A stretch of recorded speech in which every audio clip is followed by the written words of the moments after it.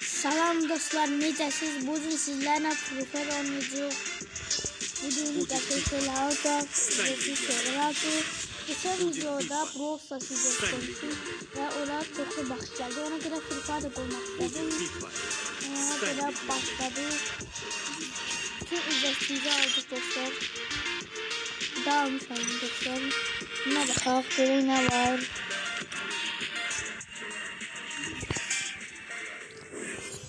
Gördüğünüz gibi dostlar 4'e kadar uzattım ama olmuyor dostlar. Neyse bütün ücretimizi aldık. Ne varsa alacağız. Şimdi ne kadar şey var.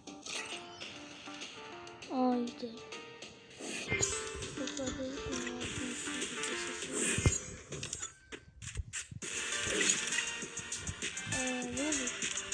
Bilenler yoruma yazsın dostlar.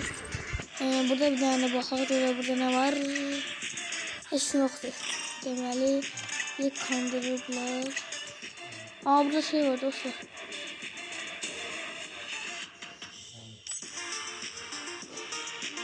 Burada bir şey var dostlar. Deməli burada ne istiyor bu desene. Buralara baxaq. Nedir?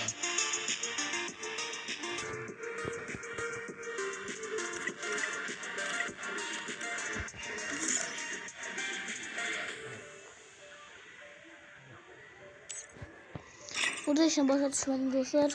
Ona göre sizlerle başlayalım.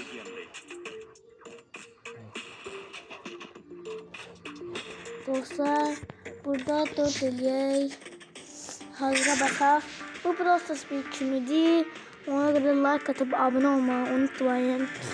40 abone olduğumda uzun bir video atacağım. Gördüğünüz gibi dostlar. Gelirik.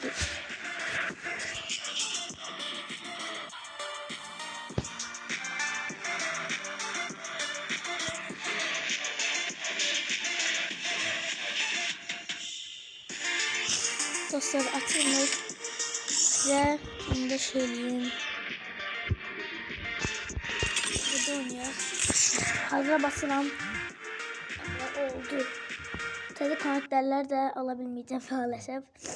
Onda başlayaq. Uzun video olmayacaq. Çox sıcaq olacaq.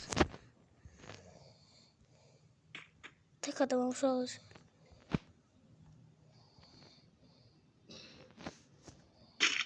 Sonra internet tutulur.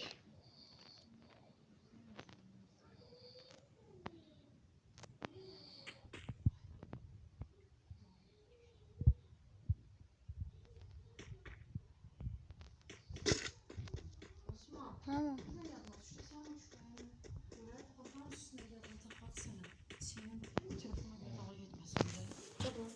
Bize balat atayım.